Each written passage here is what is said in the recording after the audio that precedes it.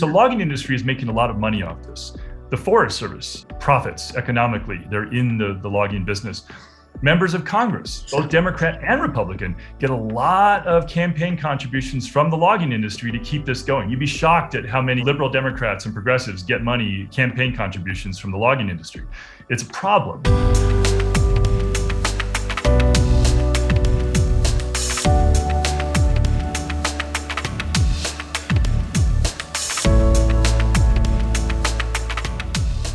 Welcome to Facing Future. Our guest today is Chad Hansen. He's the author of the book Smokescreen and also the founder of the John Muir Project, which is part of the Earth Island Institute. Welcome, Chad. Thank you. Chad, we keep hearing about mega fires, catastrophic loss of timber, carbon released into the atmosphere, incinerating forests, forests can't grow back, thinning the deep woods to prevent and protect communities. Great headlines, but is this accurate? There's a whole series of myths and misconceptions about fire in our forests. Mm-hmm. And unfortunately, most of them are being driven heavily by logging interests. And so, no, those terms are highly misleading. So I'll just go through a couple of them. First of all, when fires burn in our forests, even the biggest fires, they're mostly low and moderate intensity, where most of the trees survive, especially the mature trees. There are portions that burn at high intensity where most or all the trees are killed.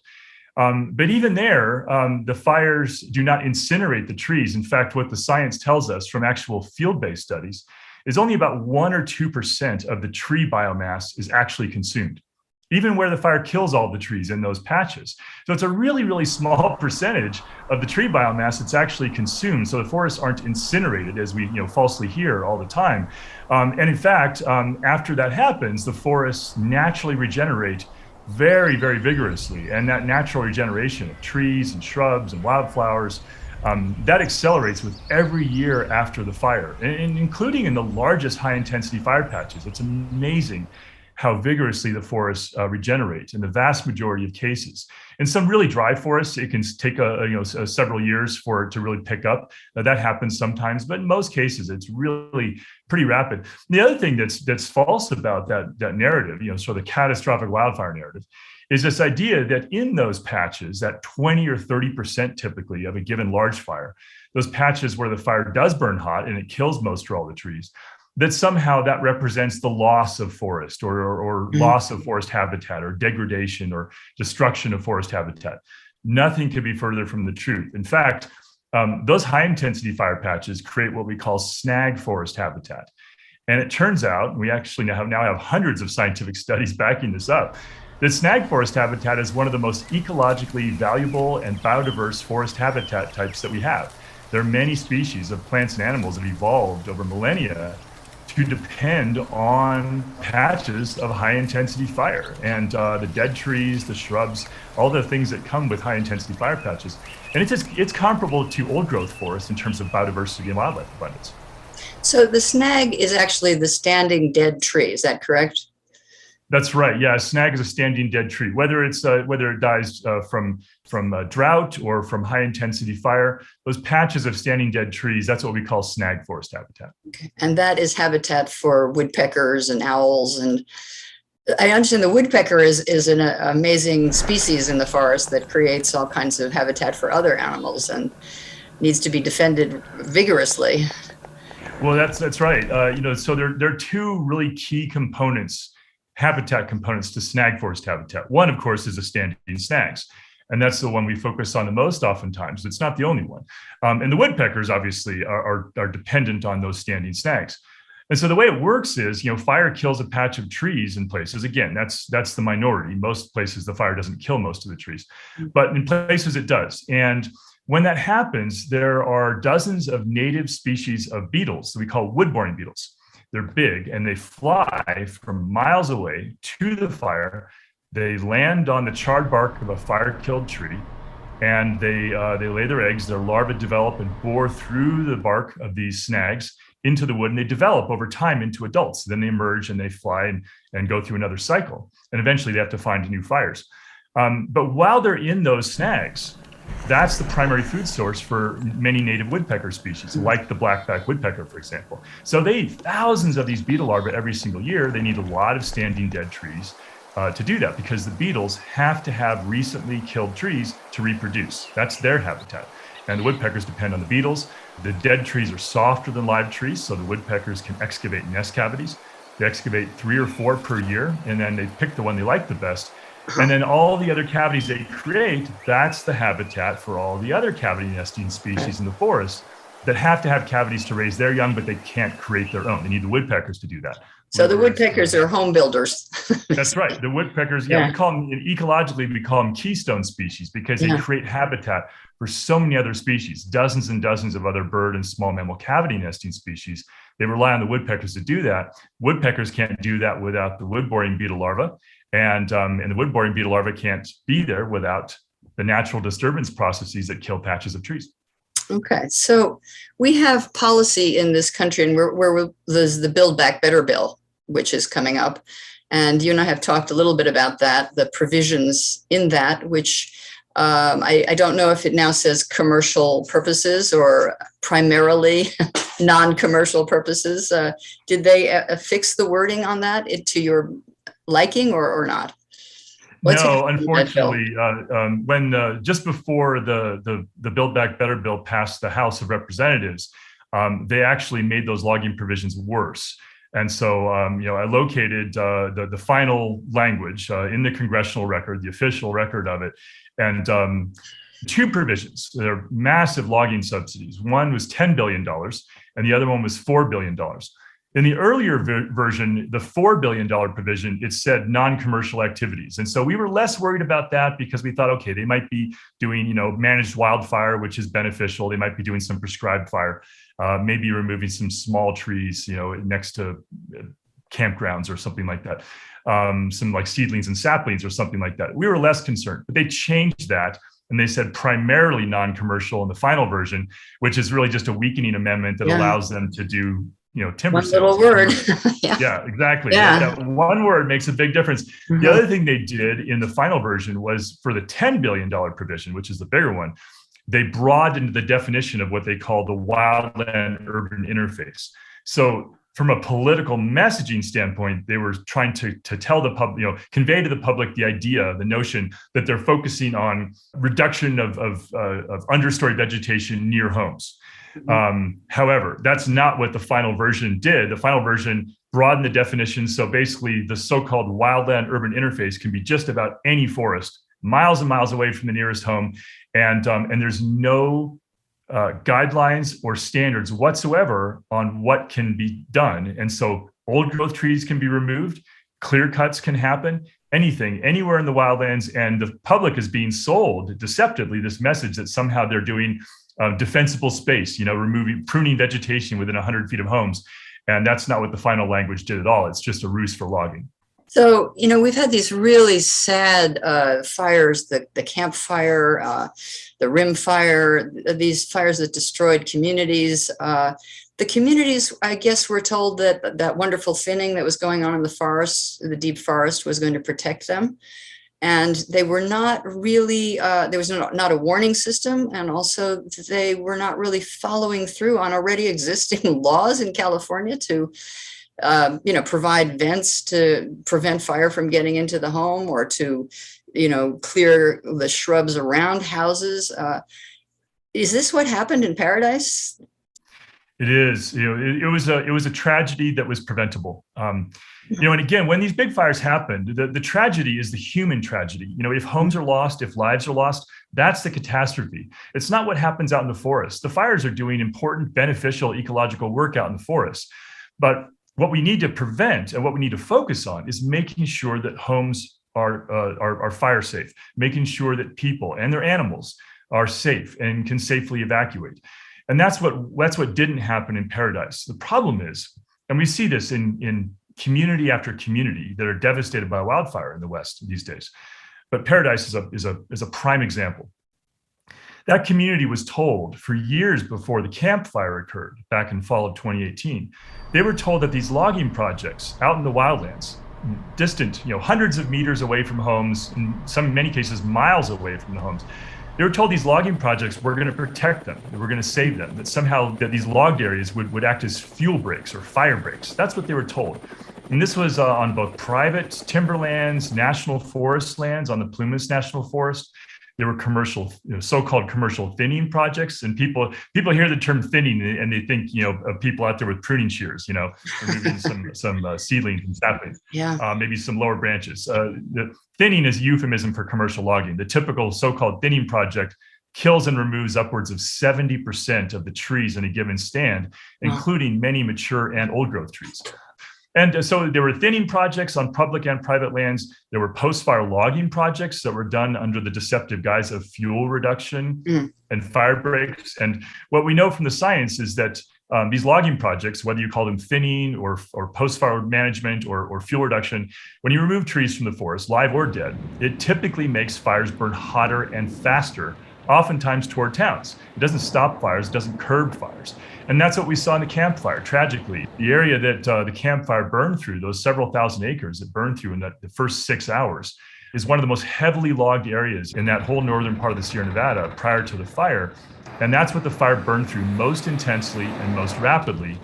And it reached the town hours before it otherwise would have because of all that logging. And people had very little time to evacuate. And so this is really so upsetting. And the Forest Service itself, which is supposed to be the protective agency, is actually benefiting from this logging and is actually getting some of the money that comes from the timber. Shouldn't there be a law to stop that? Shouldn't, Forest Service be a public service and not a commercial enterprise or in league with commercial enterprises? I was just astonished when I read your book. Yeah, it's something that the public needs to understand. Everyone needs to understand this, and a lot of people don't. A lot of people don't realize that the number one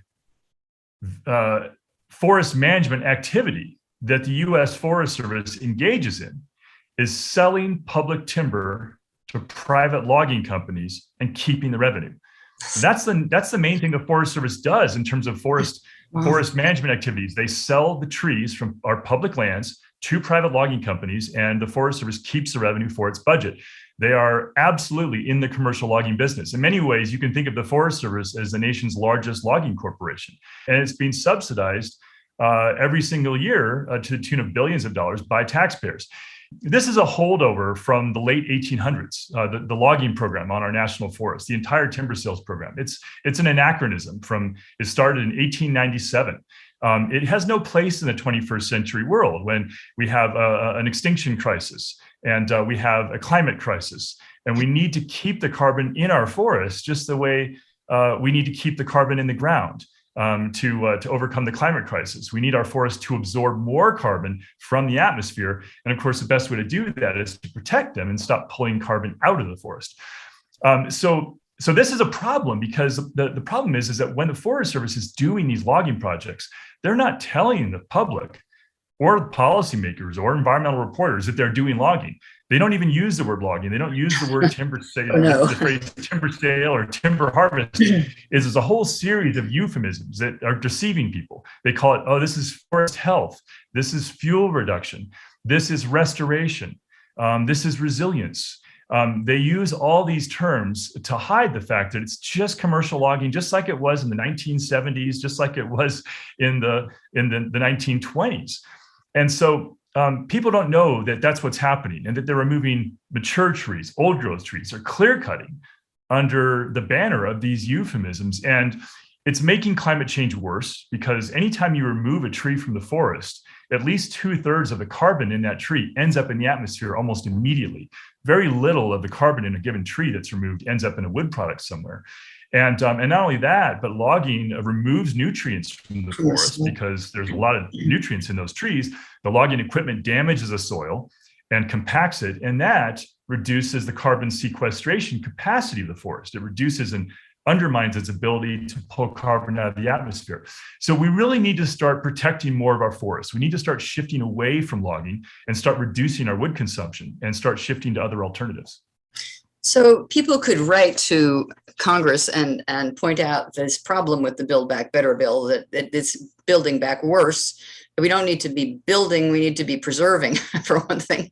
This whole concept of building back from the forest and taking lumber out of the forest is so detrimental from a climate change point of view. It's a disaster, because we know that the old trees sequester carbon. You can plant a tree, but it's not going to start sequestering carbon for quite a while. The whole emphasis should be on not attacking our forests with timber and creating these wood products, a lot of which we're selling overseas. And this idea of biomass, that somehow we're going to create wood pellets or something like that that's going to be better than coal, which actually I believe it is worse than coal for the air. It is. It is. In fact, a lot of people, they don't realize that when trees are removed from our forests, that most of the carbon in the trees is not ending up in a wood product. Most of it is being incinerated, is being burned for energy. Basically, the trees are being treated like sticks of coal. The branches, the treetops, all the mill residue, the sawdust, many times whole trees are being chipped, turned into chips and being burned at these biomass plants for energy production. Entire trees, whole forests in many cases. I can show pictures of clear cuts on national forests in the Sierra Nevada and California for biomass. We call it clear cuts for kilowatts. And this is a climate change nightmare. It's being subsidized on our public lands by taxpayers every single year under these deceptive euphemisms like restoration and fuel reduction and reforestation. Don't believe it. If it involves logging, it's a euphemism. And so what the reality is, what the science is telling us, is that burning trees for energy emits even more carbon into the atmosphere, at least 30 or 40% more than burning coal for equal energy produced. It's actually worse than coal from a climate change standpoint, which is really hard to do because coal is really, really bad. Yeah. And the thing is that the US EPA, the Environmental Protection Agency, there was a political decision years and years ago to not account for the carbon emissions from logging in this country. So those emissions are completely unaccounted for. So politicians are being kept in the dark, the public's being kept in the dark, the press is being kept in the dark. Scientists are accounting for it. And we actually have a letter from over 200 climate scientists to Congress telling Congress that we have done the accounting, and the annual carbon emissions from logging in the US is comparable to the annual emissions from burning coal in this country. That's the level of this. And so the idea that they would double down on logging in the Build Back Better bill, and they would do it in a bill that's supposed to be about climate change mitigation, and have almost over $16 billion of taxpayer money going to subsidize this massive, an unprecedented increase in logging on both public and private lands. It's shocking, and it really is shocking. And it's shocking that so many members of the House who call themselves progressives actually voted for this. I think a lot of them were misled, and so I can understand that. But at this point, I think that the smoke has cleared to a large degree, and the Senate knows better. Now it's in the Senate's lap, and they know better, and they need to do the right thing. They need to insist that language be added to those provisions to say that it has to be non-commercial. It cannot be any logging activities. And if we do that, it will mitigate those impacts, and it actually could be good things like defensible space next to communities, which will actually help protect people and won't make the climate worse, because you're talking about dry grasses and seedlings 100 feet from homes. That's very effective. Not logging out in backcountry forests. Things like reintroducing fire in more remote forest areas farther away from communities. A lot of our forests don't have as much fire as they had historically. Most of our forests actually have less fire now than they had historically. So that's really amazing, because we're being led to believe that the fires are part of this huge change in our climate, and we should, that's part of the justification for logging, is that we got to stop these fires. But actually, fires now. This is one thing I don't quite understand. Fires that burn in the deep forest are not emitting as much carbon as they say, and yet if you burn wood, it's emitting a lot of carbon. Yeah, two things there that are key. I mean, number one, it's amazing because there is a broad consensus among forest and fire ecologists. And that's my profession. I'm a professional forest and fire ecologist. I have a PhD in ecology. I've published dozens of studies in this subject on fire behavior, wildfire history in forests.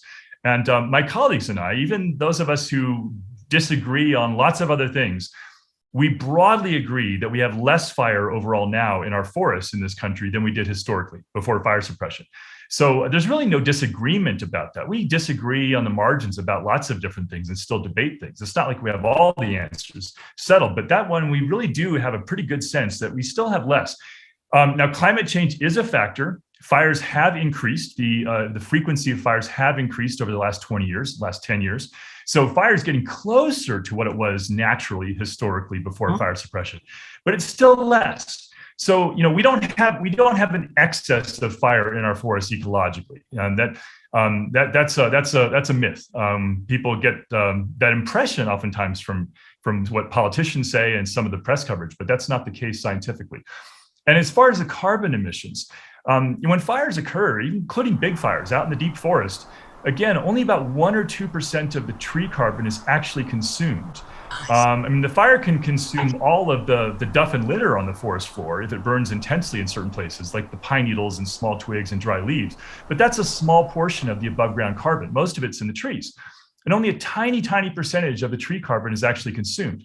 And so not only do you have far less initial emissions from fire than all the theoretical models are telling the public incorrectly every year, because the models are all theoretical models. They're based on assumptions that have now been disproven by actual field data. They assume that 30% of the carbon in the trees is consumed, or 10%, or something that's much higher than the 1 or 2% that actually is occurring. The other problem is none of the models, that we hear every single year, every summer, this much carbon emissions from the fires. So that's overstated, but none of the models, in addition, none of them take into account the carbon absorption from the atmosphere that happens after the fire due to all the post-fire natural forest regrowth and regeneration. They don't take that into account. So essentially, it's like they assume that no regrowth happens. And that's just a fallacy, because the fact is that the relatively small amount of carbon that's initially emitted, that's recouped very quickly in the ensuing years by all the post-fire forest regrowth. Because one of the key things that fires do is they turn all the nutrients on the forest floor, the nutrients that are locked up, unusable in twigs and pine needles and dry leaves. Forest can't use that. It turns that into a nutrient-rich bed of mineral ash that spurs and enhances the growth of the forest for decades to come. Wow. So we really have it wrong in the public eye about fires. And tragically, because we have firefighters going out there and battling blazes that, as you say in your book, it's like trying to fight a hurricane. And it's not even necessary to go out and stop the fire, go out and slay the dragon, get the fire, when they should be focusing in the communities, because now we have communities that are closer to forest land. And that's really, that interface is really where the problem is, and not in the deep forest. And that's where the deep forest, the logging interest is going out there and making money and risking the lives of firemen and risking the lives of people in communities that interface near the forest. And making climate change worse in the process. So logging industry is making a lot of money off this. The Forest Service profits economically. They're in the logging business. Members of Congress, both Democrat and Republican, get a lot of campaign contributions from the logging industry to keep this going. You'd be shocked at how many liberal Democrats and progressives get money, campaign contributions from the logging industry. It's a problem. And we need to talk about this as a society, because we're talking about the fact that they shouldn't be taking money from the fossil fuel industry. Absolutely, they should not be taking money, but they shouldn't be taking money from the logging industry either. And that's what's keeping this whole corrupt system going. And you're absolutely right. We're putting wildland firefighters in harm's way unnecessarily, because the fact is that what the science is telling us, many, many different studies, including my own research, is that wildfires are driven mostly by weather and climate, and therefore climate change. If you've got a drought year and you've got hot, dry, windy conditions and you have an ignition, guess what? You're going to have a large fire, and it's going to move, across the landscape. You're not going to be able to do anything to suppress that fire. The weather and the climate are in control. We are not in control. And when you have those hot, dry, windy conditions, those drought years, you're going to have bigger fires, and once they start, you're not going to be able to control them. That's a fallacy, and it's a dangerous one, because what we're doing is by selling the public the myth that we can stop these fires, we can control them by fire suppression or with chainsaws and bulldozers before the fires start, that we're selling the public a myth that's putting communities at risk. Because when we remove the trees from the forest, the fires often burn hotter and faster through those areas where logging has occurred, including under the euphemisms like thinning. We're diverting resources away from communities where we could be actually using those funds to do the true activities, what we call home hardening and defensible space, that we know is highly effective in protecting homes and saving lives. Basically, simple things like ember-proof vents to prevent those flaming embers that are driven by the winds in advance of the flames from being driven into an attic vent, those old coarse wire mesh attic vents. The embers just go right through that, and they cause ignition inside the house, and the house is already on fire by the time the fire even reaches the town, because these embers are driven by the winds, even sometimes 2 miles in advance of the flames. That's how most homes ignite in wildfires. And sweeping dry pine needles and leaves off the roofs. And some people need the assistance to do that. We should provide that assistance. And then the defensible space pruning, basically dry grasses and pine needles and leaves on the ground within 100 feet of homes. Beyond 100 feet, there's no additional benefit to any vegetation management in terms of home protection. So it's really about the home itself and 100 feet around the home. Usually 60 feet, actually, is what you want to focus on. And so the science is telling us that's highly effective. And removing trees out in the forest actually oftentimes is associated with, not only does it make climate change worse because it puts a lot of carbon in the atmosphere, but it's associated with higher fire intensity in most cases, because you're reducing the cooling shade of the forest canopy cover. When you remove those trees, you're creating hotter and drier conditions on the ground. And when you remove trees from the forest, you remove the buffering effect that those denser forest stands have against the winds that drive the flames. So the wind is actually increasing because the forest got thinned, and the fire is moving faster and sending more embers further distances because of the logging that was put there theoretically to prevent fires. That's exactly right. The fires will move faster through those so-called thin forests because there's fewer trees and there's less of a windbreak effect, and the gusts of wind that drive the flames can move through those open forests, those thin forests, faster and more intensely, oftentimes toward towns with tragic consequences. So right now we have this bill before the Senate. People could actually write to their senator and say, hey, we need the word non-commercial to not be qualified in any way, and we need to not, be subsidizing logging. We do need to do fire protection around communities. Let's focus on the problem and not on the commercial interest. That would be the takeaway from this discussion, I think. Yes. And in fact, in the one provision, there's two provisions in Build Back Better. There's a $10 billion logging subsidy provision, and there's a $4 billion provision. The $4 billion provision, the word primarily needs to be removed. So it just says non-commercial. And then the $10 billion provision doesn't even have that qualification. So the language needs to be added to say it has to be non-commercial activities. It can't be logging. And yes, members of the public can call and write their U.S. senators. They can text, they can email, and they can write letters to the editor and opinion editorials to local papers. That gets the attention of senators and all members of Congress as well. We need the public to weigh in here. We need the public to raise their voices, because right now Congress is doing the wrong things. They're going to put communities at greater risk. They're going to make climate change worse, and they're going to harm a lot of biodiversity in the process. Wow. Okay. Well, I hope that whoever is watching this video will take some action, and having learned what's really going on, which is really startling. And I really thank you, Chad, for your clarity and, the work that you're doing in this process. And thank you. It's my pleasure. My pleasure. And, I think for me, the reality is that on the one hand, we're doing things the wrong way, but the hopeful message is that we have an opportunity to turn things around and to put pressure on policymakers so they do it the right way. Because the fact is, the science is telling us if we start shifting away from logging, if we protect more of our forests, and so they can absorb more CO2 from the atmosphere, in combination with shifting away from fossil fuels, we have a very, very high chance of overcoming the climate crisis and also improving the lives in communities and protecting biodiversity in the process. So there is a very, very hopeful, positive path forward, but we need to shift direction. Indeed. Okay. Thank you, Chad. Appreciate your coming My pleasure. today. Thank you.